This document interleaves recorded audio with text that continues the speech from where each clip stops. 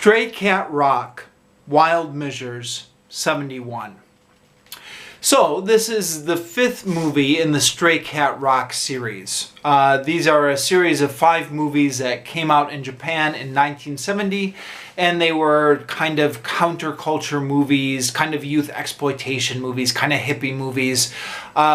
They were not connected in terms of continuity. Each movie had a different story, but they had many of the same actors and the same director, and I don't know. They were all released as one series, the Stray Cat Rock series. I've been watching and reviewing all of them so far on this channel, and here I am with the last and final one. In this episode, the son of a corrupt mayor is living with a hippie commune. His father hires some thugs to bring him back home, and in the ensuing fight, the son kills one of the thugs. His girlfriend, who is played by Meiko Keiji, she's been in the starring role in all 5 of these movies, takes the blame for the murder and is sent to prison. Later, she escapes. She is eventually captured by the same motorcycle thugs and the corrupt mayor, who imprisons her in the mayor's house as a precaution against her telling someone the truth about the murder. Meanwhile, her friends, the hippie commune, find out where she is imprisoned and start protesting outside to get her back.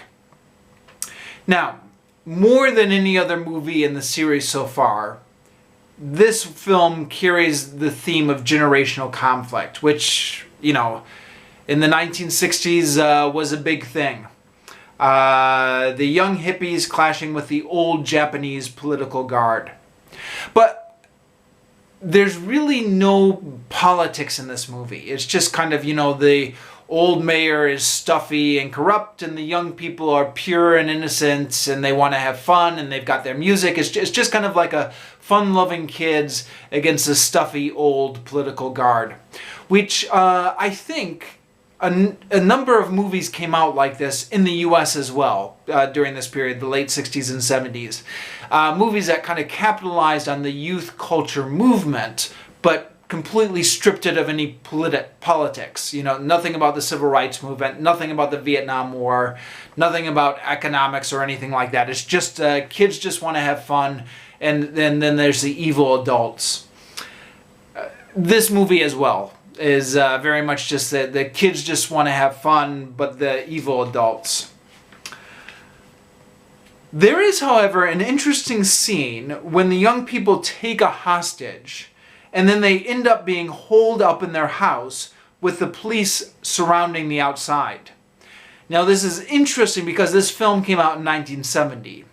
In 1972, just a couple years later, there would be a real-life hostage situation in Japan when a group of young Japanese radicals, the Japanese Red Army, took hostages in a mountain lodge in Osama Mountain.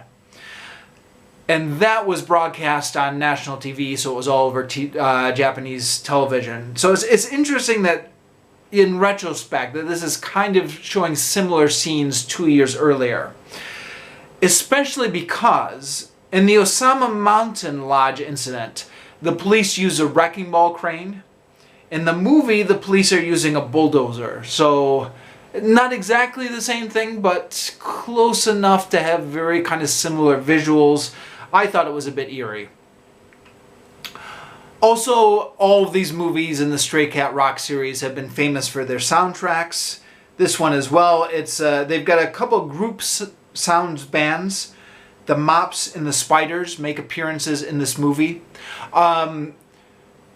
I was big into old Japanese music when I was living in Japan. I was big into old Japanese music when I was living in Japan, so I actually recognize these groups. Spiders especially, I think, were pretty big.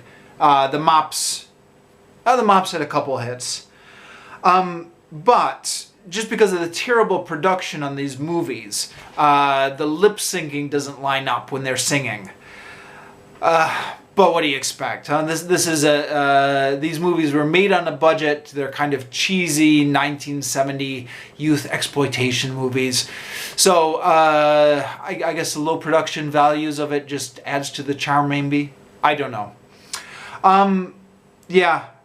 I mean, it's like I've been saying all along. These aren't good movies. They're probably objectively bad movies, but they're kind of fun, cheesy, bad movies.